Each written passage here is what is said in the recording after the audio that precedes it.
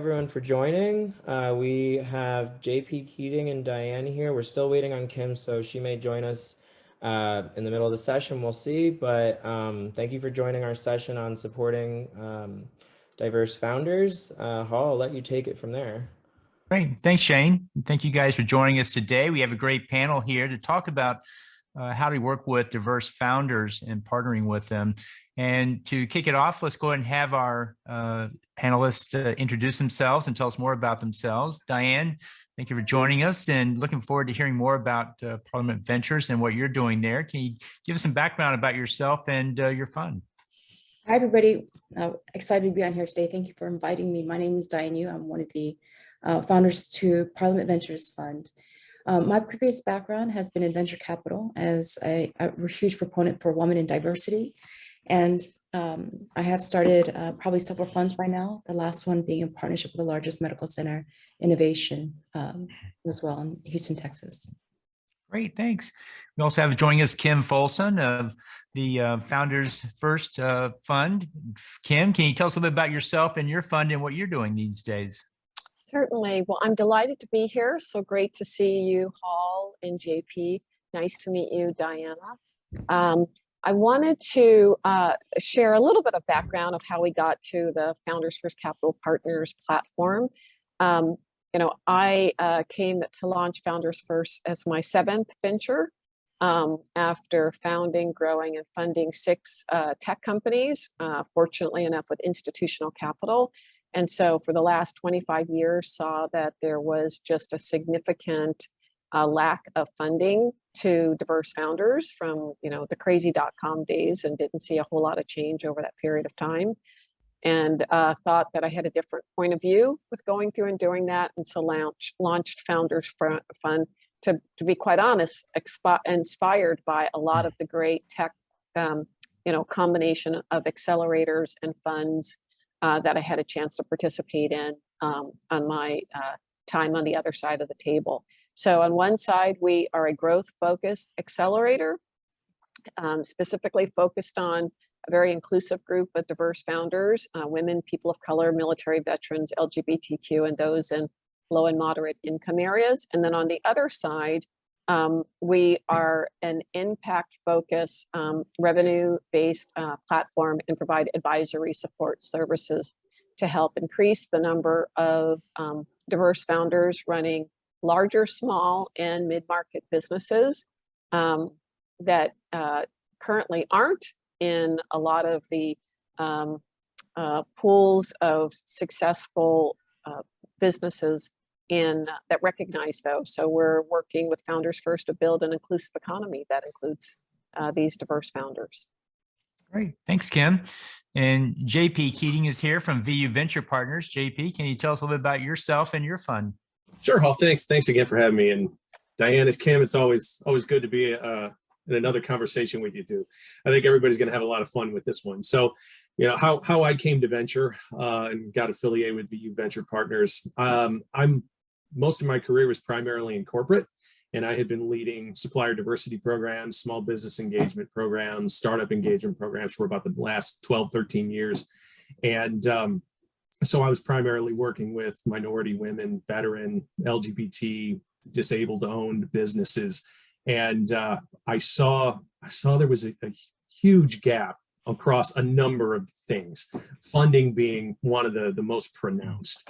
And so over those years have been working with a number of different organizations and investors and other types of organizations to figure out how to solve this funding problem.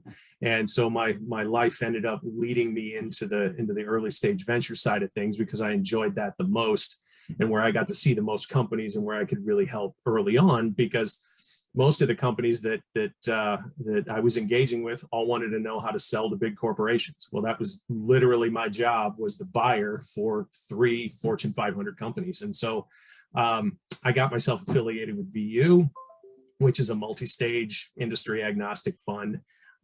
We've done about 60 investments since 2017. And a little over half of our portfolio is diverse founders or diverse founding teams. So the general partners there were really focused on changing the face of venture, changing the way how funding was operating, and access for diverse founders, as well as helping train diverse VCs as well. So along with VU, I created another fund called ProChain Ventures, and we're focused primarily on investing in supply chain procurement and logistics technology at the pre-seed seed stage. So I'm putting my money where my mouth is and focusing on looking at diverse companies that are solving these major supply chain problems. And along with all of that, we've wrapped in all of the DEI and ESG principles, because that was my background and that was my focus. And I said, there's a lot more that we can do here through supply chain companies. Let's go out and do some good in the world and solve some big problems. So lots of exciting things happening on my end. Great. Thanks, JP. And thank you guys for joining us today and introducing yourselves. So let's just dive right into it. Let's talk about what's the current status of diverse founders in the VC industry today. Diane, maybe you can kick that off and give us your take on where are we with this at this point with diverse founders? You know, there's a huge uptick, I think, in the past 2 years, especially during COVID, with a push for diversity and women. I think even in my articles alone, I've had over 100 reposts and over 100 publications of my articles in the past few months. So there's a huge uptick for women diversity fund founders. We're seeing that across the board. We're seeing billions of dollars as we wake up every day being doled out and allocated for diverse fund founders. Great. And Kim, how far have we come with this? Where are we today with diverse founders in the VC space?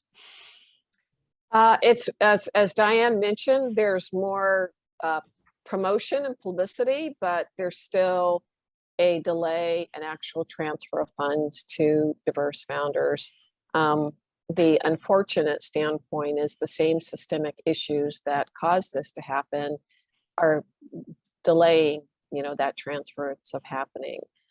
For most diverse founder funds, there's a track record challenge that they have to overcome in order to make that transference happen. And, every day I get a chance to coach or recommend or refer them. So there is progress, but there's still a long, still work to be done. Great. And JP, what would you like to add to that? Yeah, I would agree with both of them wholeheartedly. However, I would say that there's a lot of really good stories happening right now, and there's the spotlight is on a lot of these companies that weren't seen before, and so it's exciting for me right now because there's so many companies and so many different verticals that are popping up now, because now there is some additional access. There's a lot more resources, and like I said, I've been doing this for over a decade, and I've never seen this much activity that I've seen in the last 24 months.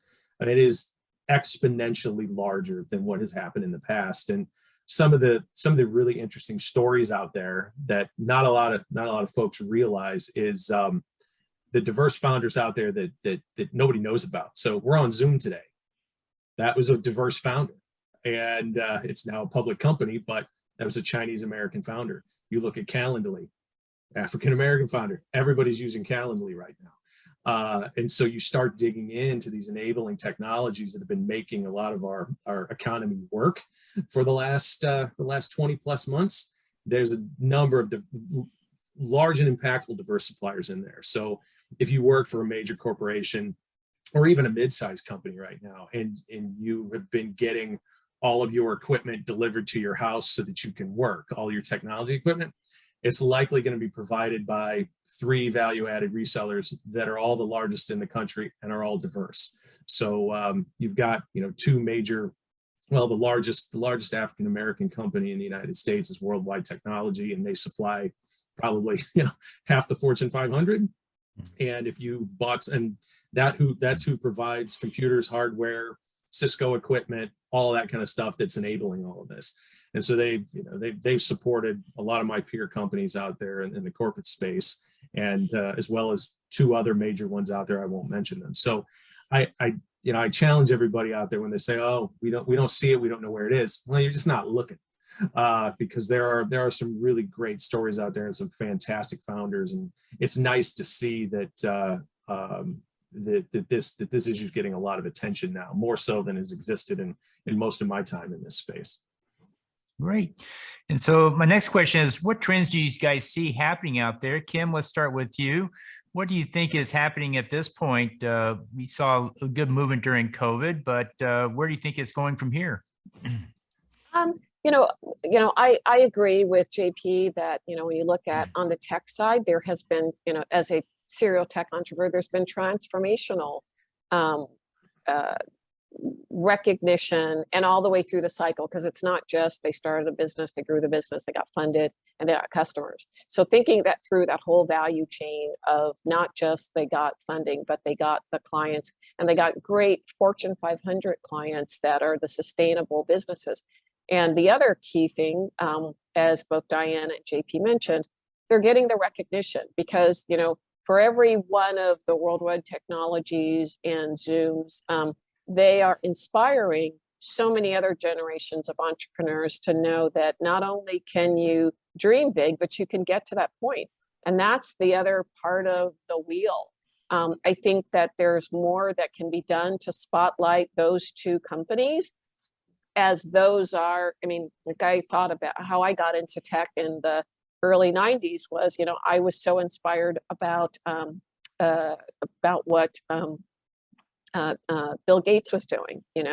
I'm sorry to share my age, but it takes that inspiration to say, oh man, I want to do what that guy's doing. So hearing those stories about those folks, I think it's Dave Stewart, and I'm sorry, I'm dropping on the name of the founder of Zoom, that they got to this point.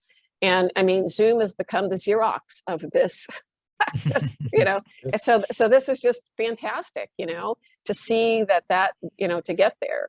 But the other side of the coin is that, for every great tech founder, there's like 1,000 non-tech ones that are wanting to aspire and do the same thing. And it's really being able to, and lift up and make that possible. But that's an opportunity, and that's why the rest of us are here to be able to lift up and make that happen. Great. And Diane, what trends do you see happening here these days?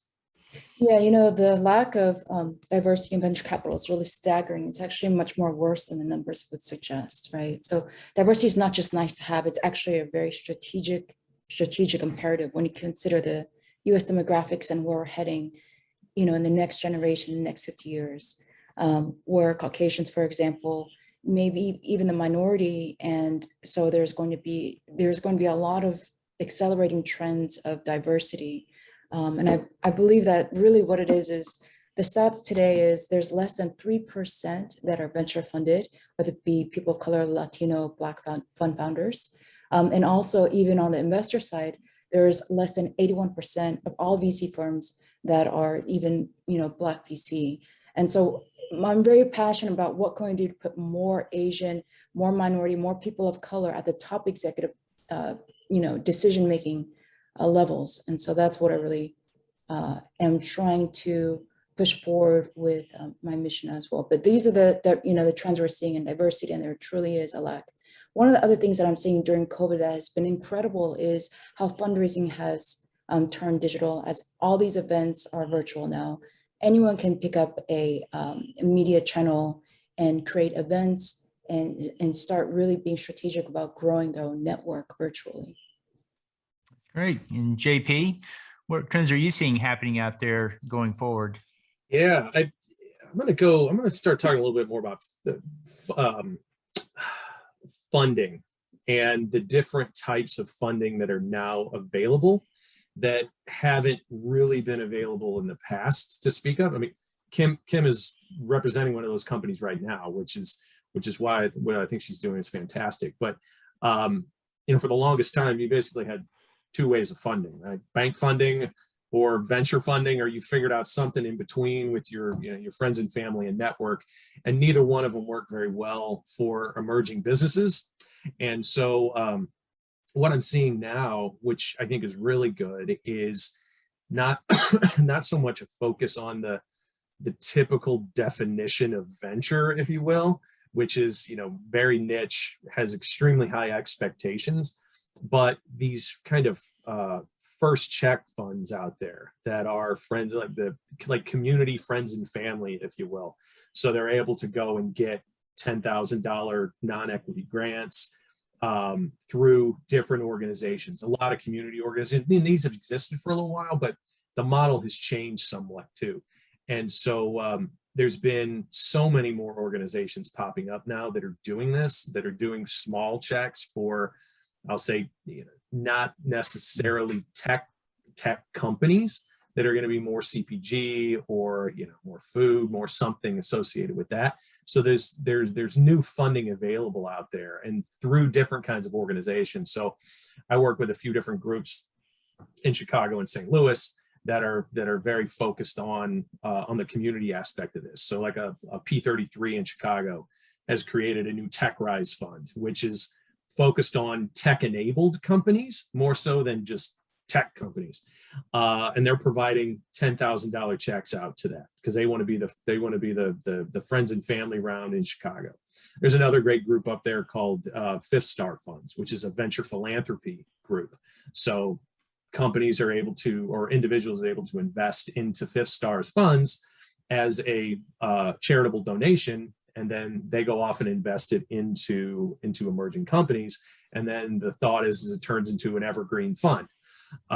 So that's great for a certain type of business. And then like in St. Louis, you got Arch Grants, which they're providing non-equity grants for $50,000 to a dozen or more companies a year that are focused on job creation in St. Louis. And so they're tech companies, they're CPG companies, they're enterprise companies. It's all over the board. So these kinds of things are really nice for the companies that don't have the networks and the knowledge really to go out and try and get traditional venture money, but also don't have the types of assets needed for banking relationships to go off and get loans. And so there's so many organizations out there helping with this now. The Women's Business Development Center in Chicago is one I was talking to this morning. They're creating a new mechanism. They're also able to provide microloans out to women and minority and veteran-owned companies, something that we didn't see several years ago. So I'm really excited about all these new funding mechanisms and capital facilities that exist now, and that folks are willing to invest in and willing to use. Great. So a question from the audience there, JP, is do you see any of these non-traditional funding groups, do they have an international focus? Yes. However, I can't speak to them right now because most of my focus has been in the United States. But I know they exist at different levels. I can't speak intelligently about them right now. So Diane, I think you probably know this right off the bat. So if you've got a comment there. Yeah, so I can help answer that question. I'm the official partner to Korea for their government agency on venture capital. So I go there every year. I advise startups coming into the US market and all things investments. And I'll see over 1,000 deals on a yearly basis, and then whittle down to 30 and then send those to the US market. There is a huge opportunity for fund founders that are, for example, Korean owned funds here in the US. There's less than 30. And then we have access. Last year, it was during COVID, so only a third of the budget was available, but we had access to over $300+ million. So each firm gets in from up to $50 million in funding if you qualify. Wow. And Kim, do you want to add anything to that as far as international access? I've coached a number of folks that have sought to stand up revenue-based funding in other countries, from Australia to Africa to Asia. And, that's the extent by which I have, had exposure to that. There's an organization called the Revenue-Based Funding Network, RBM. I would recommend, Googling that group. Monthly, they have webinars where they talk to folks about that method of funding, because as I mentioned and JP mentioned, not everybody's a tech founder, and they need an alternative way of funding those methods of growth.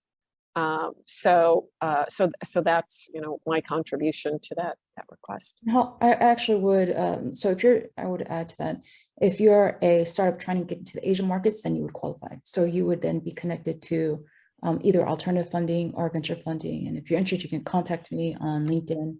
I'm even starting another venture fund in the emerging markets of Asia, as we're utilizing some of the leading influencer venture markets like Korea and my experience there to get into the emerging Asian markets. So if you want to get into those markets, then you probably would qualify for funding. Great. Next question from the audience, and I'll just put it up for anyone to answer first. Do anybody have teams available to talk to a Manhattan-based Black-owned startup focused on fintech? Do you know any good opportunities for that group to find VC funding? Sure. Send me a note. we do through VU, we do have a fintech focus. So yeah, I mean, happy to have a conversation at some point, or put you in touch with the folks on our team. Great. In the follow-up, we'll connect all of the attendees with the panelists, so you get to ask questions directly for your specific case. Back to our general questions, you know, we've heard some success stories about Zoom and Calendly and so forth, but where are we finding success out there with diverse founders in general? Is there any particular sectors or areas where we think we're seeing a lot of more traction than others? You know, the world seems to be a little bit unevenly divided on this a little bit, but like JP, what would you think you're seeing success so far with this? Yeah, it's, you know, it's kind of all over the board. I wish I had better metrics and better data to really speak to it. I don't, but I would say right now, if we're talking more on the venture startup side of things, about the last stat I saw was somewhere in the neighborhood of about 80% of CPG startups are started by women and minorities. So there's a very heavy focus on, you know, food retail related type of products that I've had experience with in the past. The ones that I'm really excited about now, though, is more on the supply chain and logistics side of stuff. So I just recently invested in it's a procurement technology firm that was diverse founding team, Black CIO. It's, you know, really a neat company. And the other one is another Hispanic-owned supply chain management company that I've known for years, and so I'm starting to see some interesting founders come out of that space, but also on the electric vehicle space and the mobility space. So I work with a founder of a company called Spark Charge. The founder's name is Josh Aviv, and he is providing a battery charger for electric vehicles for roadside assistance companies. So your Tesla runs out of juice, he's got a battery that gives it a 15-minute charge to be able to get to a proper charging station. But he won one of the Shark Tank investments, and so really kind of a neat company there. So I'm seeing some unique ones in different spots. I don't know where the biggest focus really is in a vertical, but the other folks might have some more information on that one. Great. And Diane, what's your take? Where are we seeing success so far? And if you have any examples, what would you put forth? Yeah, so we actually invested in med tech and device companies during COVID, which has been an incredible spike with the timing, unfortunately. And so that has been very successful in my investments. I have over 40 investments I've done in my career, but those are some of my latest investments, as well as anything e-commerce or online fintech related that has been going through the roof. One of the success stories, I also know of another colleague that was she's an Asian woman, also funded by Andreessen, was the #1 dress retailer in the marketplace. And so again, anything e-commerce, anything that it's at user ease at home has been going to the roof. Great. And Kim, where do you see success coming so far? So, many of our investments are, as we say, we're putting the sexy into tech-enabled service businesses, which you may not see on Shark Tank, nor some of those traditional VC companies. But they are across the board. Many of them are servicing the Fortune 500 companies. We're the first institutional six-figure check investment in these companies. But they provide they are generally B2B service-based businesses that have some solutions, either ed tech, educational market, health marketplace. We have some that are certified solution providers to the mid-market and small businesses as well. So that's really where we're writing our checks and making investments into. Great. So my next question to the panel is, what do you see actually drives change? What is a good formula, or what is productive in this space that you've seen so far? I'll start with you, Diane. What have you seen out there that seems to be working in some way or in some areas so far? I see a lot more money being sent to a lot of Black venture funds and being qualified for that. There's a lot of allocation for that. Unfortunately, with the George Floyd that happened, it really lit a fire under Silicon Valley. And there's really a push for more investment in diversity and also transparency. And so, I think actually in the past year alone, it's quadrupled the amount of investments in Black companies. And I think what's driving the change to that is actually there's more opportunity for huge institutions to be pouring into other people of color funds. And also investors themselves are coming out, starting their own people of color or diversity funds as well. Great. And Kim, what have you seen that's working so far? What's driving successful change so far? I would agree that with what Diane mentioned, is that the unfortunate issue related to George Floyd and the elevation of the Black Lives Matter has increased the awareness about the gap in economic equity for diverse businesses, and the inclusive economy, which prior to that, unfortunately, was the invisible economy. But the challenge is that it's got to be a connected solution. So yes, while there's more capital, it's still very small in comparison to everything else. But it will take some connection with some of the things that JP mentioned about connecting those newly funded companies to the suppliers that the supply purchasers that need those newly funded companies as customers, one. And secondly, it's going to take the commitment of those companies that got these newly founded funds to perform and get the know-how, connections, and those things. So allyship is really important to help guide and support these companies so they have a successful outcome, so that the people who did fund them have the funds to be able to do the follow-on rounds, because it's not just the first check that helps these companies get successful, it's the second, third, and fourth ones. So those are the things that are important to help those businesses be more successful. Great. JP, what have you seen drive successful change in this space so far? Yeah, it for me, it comes down to one thing, and that was leadership.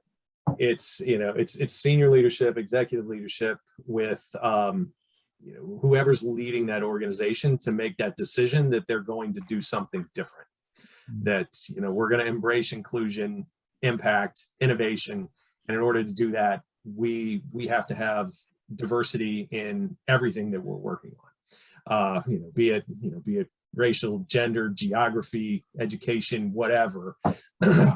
We need to start addressing that. And so I've seen the biggest successes in this really in the corporate side, where CEOs said, we're going to do this, and put up the money, put up the resources, and did it.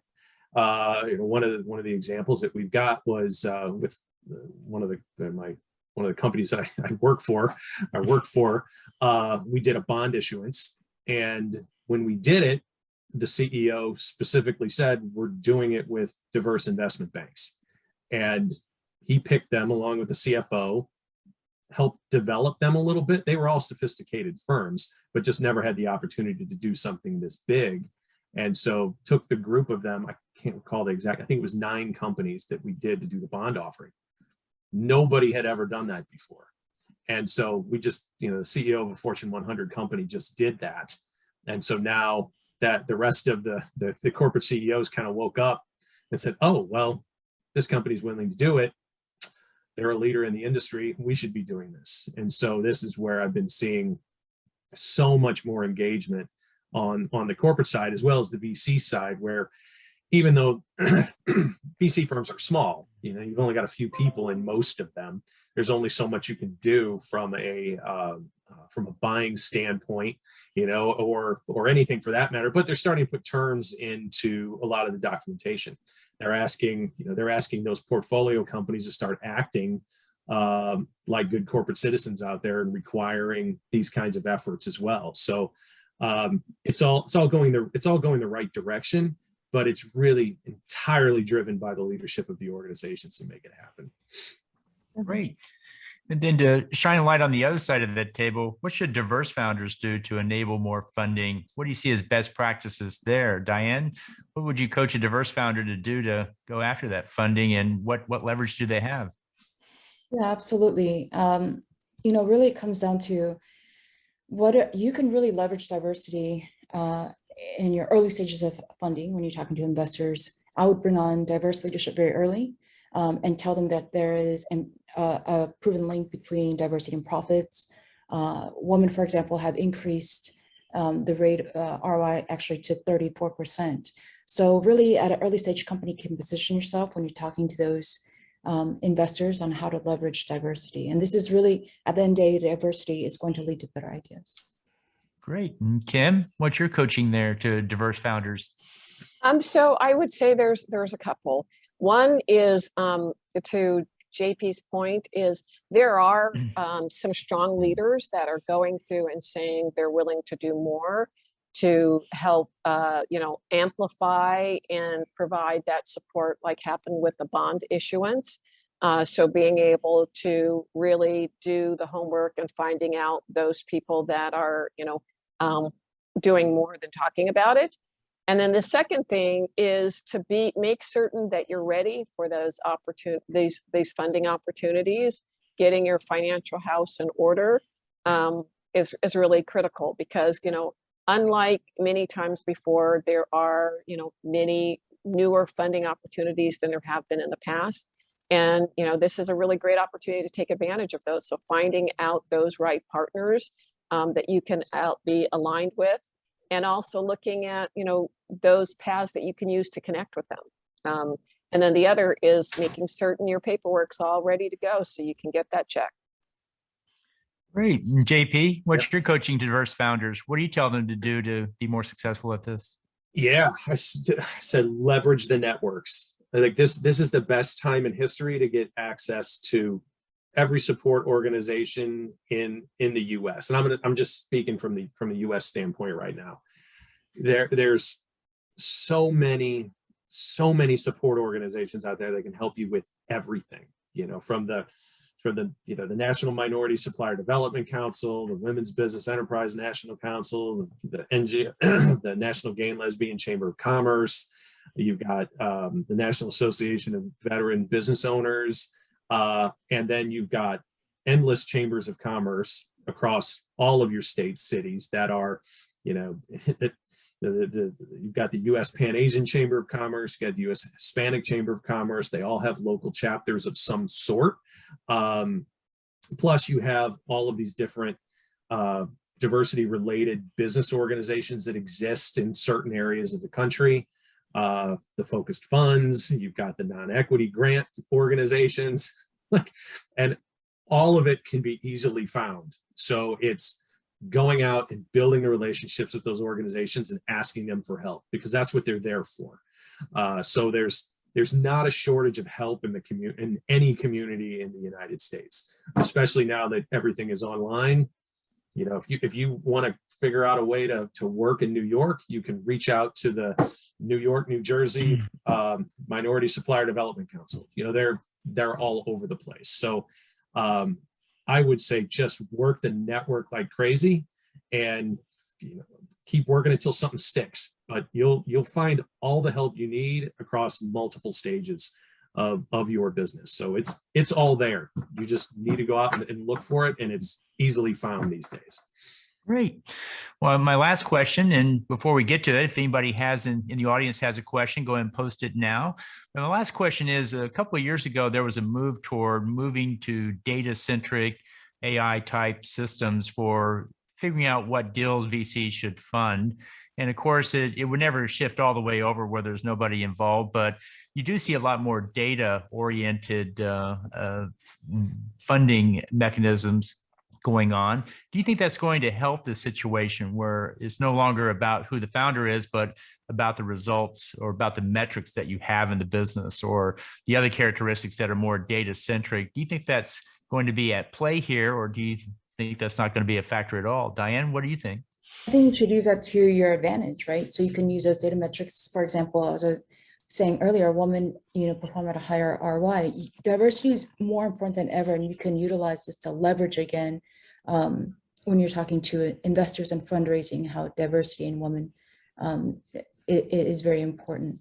And then I would also leverage, as well, going into different areas of funding and look at, for example, woman-funded backed companies to foreign markets or government-backed proposals. There's so many alternative avenues for you to go in and use it as well.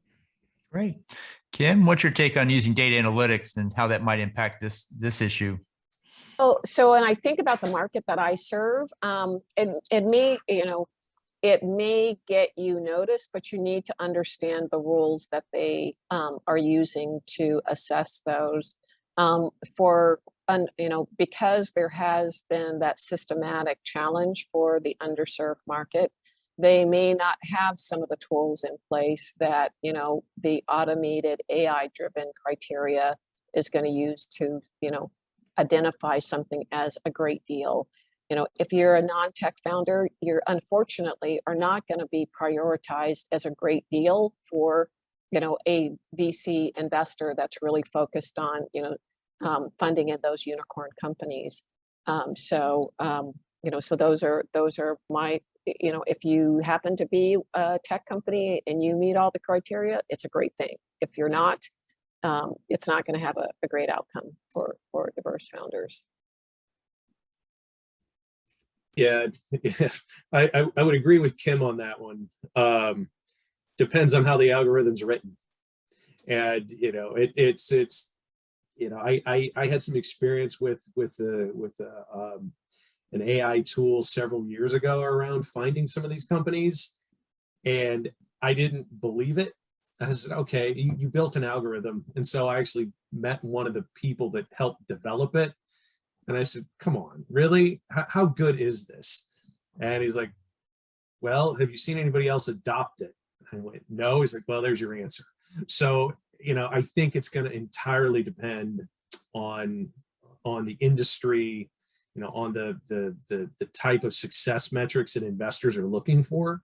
And that's gonna, and then you get to make a decision. I think that's the one frustrating piece, but that's the nature of the business. Is everybody looks at an investment in a slightly different way, and it's finding that right investor that likes you and match it up to build some success. So, we've passed on all kinds of companies. Everybody here has, and they've turned out to be, your anti-portfolio. You're like, darn, I missed that one. But you get smarter with it.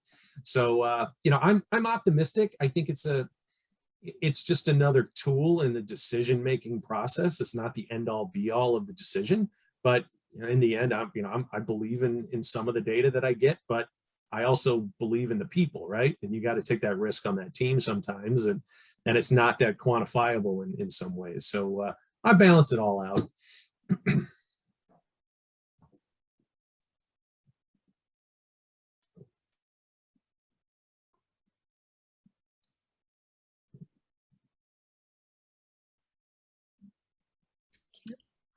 I can't hear you.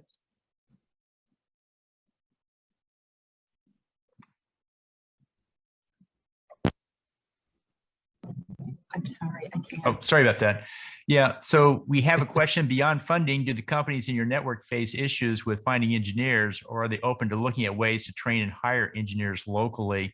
Diane, how would you address the issue of finding talent for diverse founder companies? Yeah, that's a great question. So we actually work in partnership with one of the largest diversity career fairs in the US, and also at Rice University, where we work to do acquisitions, where we do buyouts and also venture.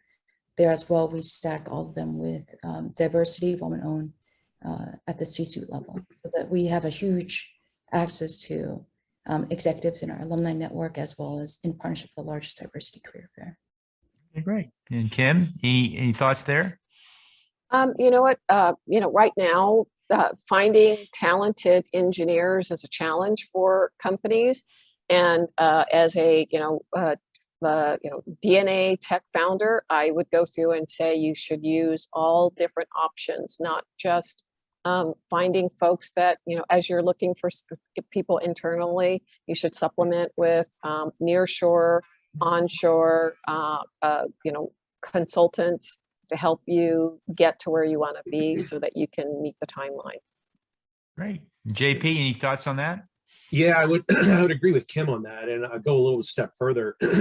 If it makes a lot of sense to go out and use a lot of contract resources if you can. The good thing is there are literally hundreds and hundreds and hundreds of diverse owned staff augmentation firms that are tech staffing firms. So give them a call.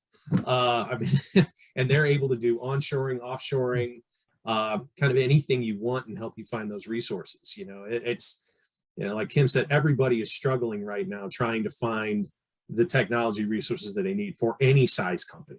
And so I tell everybody, think like a big company. How are they doing it? You're hiring people, you're outsourcing people, you're leveraging other resources, other supplier resources out there that can help you do different things. So look at it that way too. But I'd go straight for the staff augmentation firms, because they're literally hundreds of diverse ones out there. I talk to them every day. Great. And going back to our AI data center question, AI-driven decisions. Let's see. AI-driven decision-making that utilizes a human component as well. That seems to be the best of both worlds. What's your take about combining AI with human decision-making to see how that might be a better solution? Where do you guys think about that? Diane, what do you think? I think that's interesting. I think we're on the cusp with that. I think it's a great opportunity there. I definitely think there is a market for that. Right. Seems to be, is there a market around that? It seems like there's maybe some potential. Kim, what's your thought there? I stand by, I think if it depends on the type and the objective, it can be a good thing than just having a pure AI-driven solution. Great. And JP, your thoughts there? Yeah, I'd like to see one that worked, and I'm just going to use HR software, recruiting software as an example of what this is. Right, you're trying to find talent with an AI tool. I don't know how many job offers, not offers, but suggestions I got back to be a software engineer, and nothing in my resume says software engineering. Nothing about me said software engineering.